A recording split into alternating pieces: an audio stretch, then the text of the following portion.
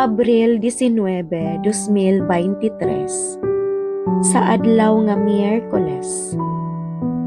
Pagbasa gikan sa Santos nga Ebanghelyo sumala ni Juan.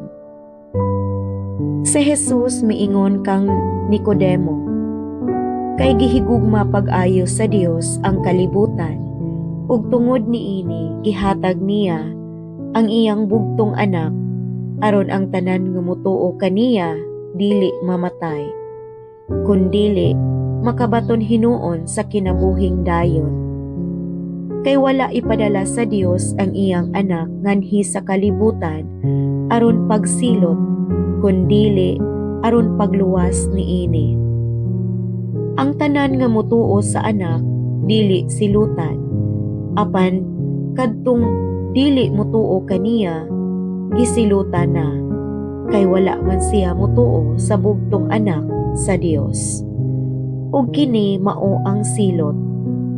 Ang kahayag mianhi sa kalibutan, apan gipalabi sa mga tawo ang kangitngit kaysa kahayag, kay dautan man ang ilang binuhatan. Ug ang tanan nga nagbuhat og dautan dili gusto sa kahayag, ug dili moduol niini, kay dili siya buot nga mabutyag ang iyang daotang binuhatan.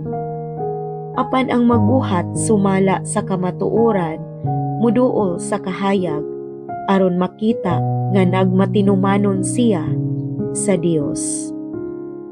Ang Ebanghelyo sa Ginoo. Daygon ko ikaw, O Kristo.